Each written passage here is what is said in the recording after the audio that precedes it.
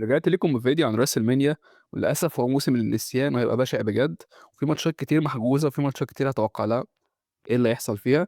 دي توقعات الماتش كارد بتاع راس المنيا أو إيه الماتشات اللي هتحصل فيها بشكل شبه رسمي. هاعمل ليكم سحب على الأيفون، عايز تكسب وصل للفيديو 20 لايك اقتراح من الكومنتات، ولو وصل 40 لايك النهارده هاقول لكم بالليل مين اللي كسب. تعالوا بقى أقول لكم التفاصيل. بُصّوا يا جماعة، راس المنيا السنة دي هي زي الكوبري كده لراس المنيا اللي بعدها، تمام؟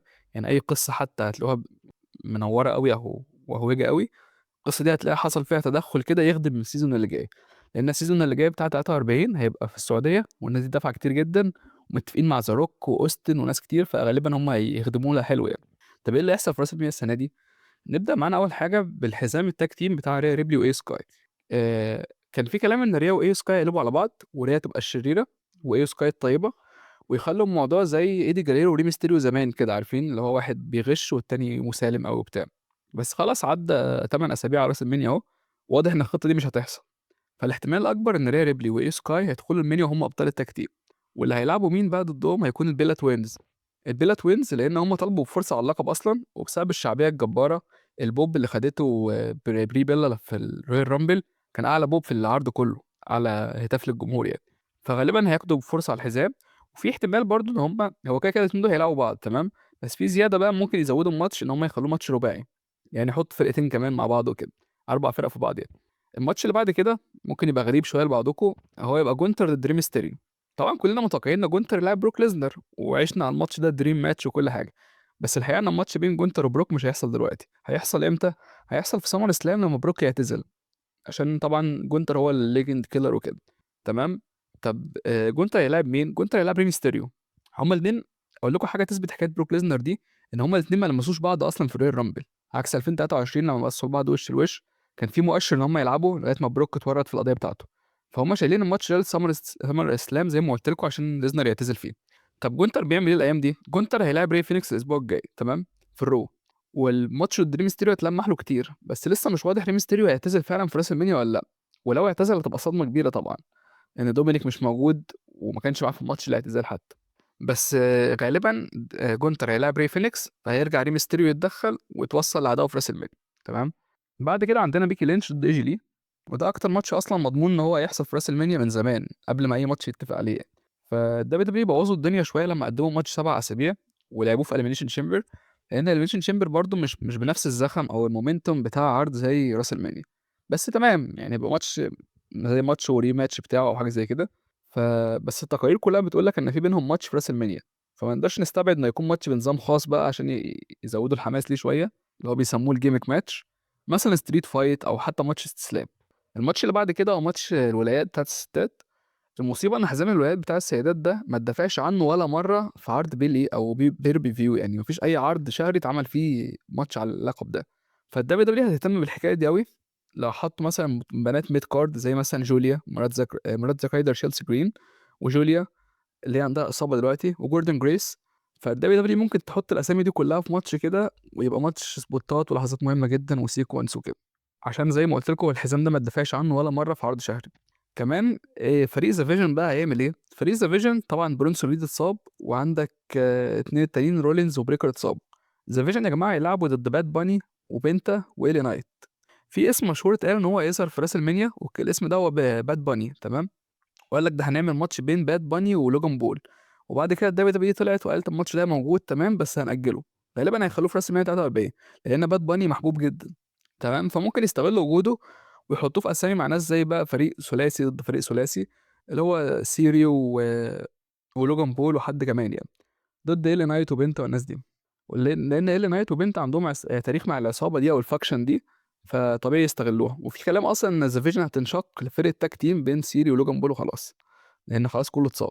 اللي بعد كده دومينيك ميستيريو ضد الديمون فين بالور.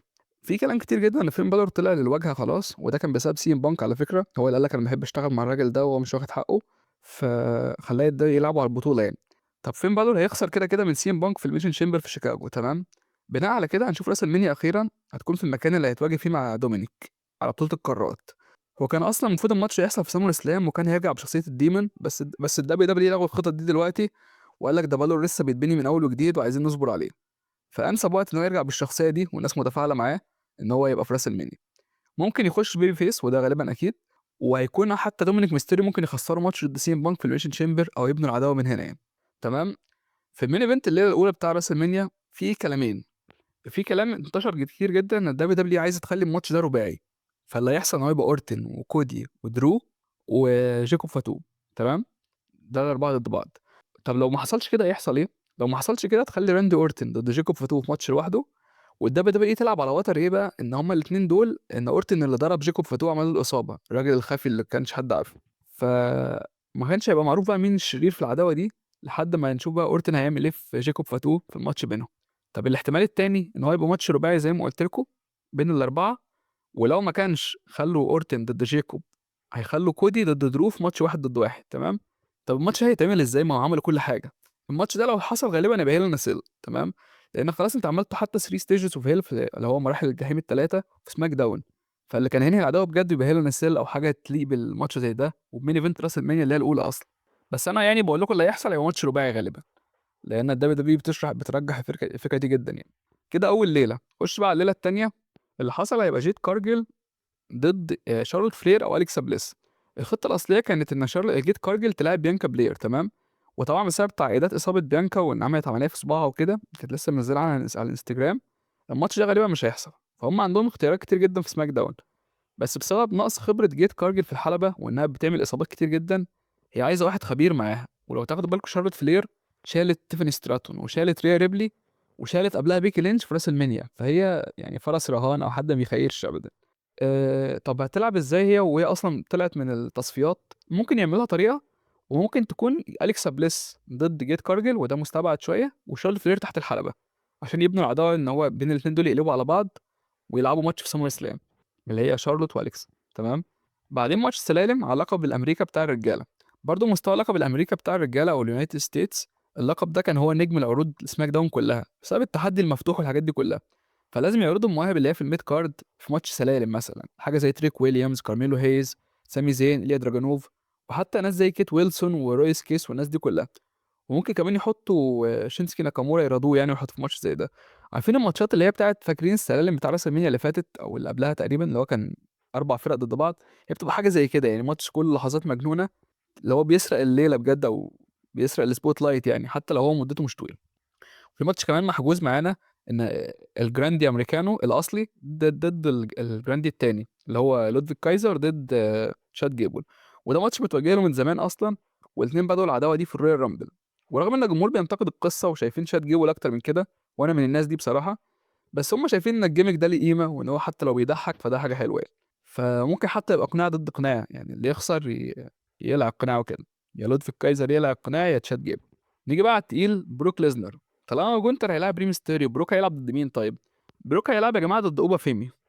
بروك ضد ديلي نايت دي كانت من الكلام اللي متقال قريب، قال لك ده في اشاعات كتير جدا، وخصوصا ان التايتانترون او الفيديو اللي هو التمهيدي ده كان عليه بروك ليزنر وبدلوه بإلي نايت، وليزنر طلع الاسبوع اللي فات في الرو قال لك انا عامل تحدي مفتوح وكده.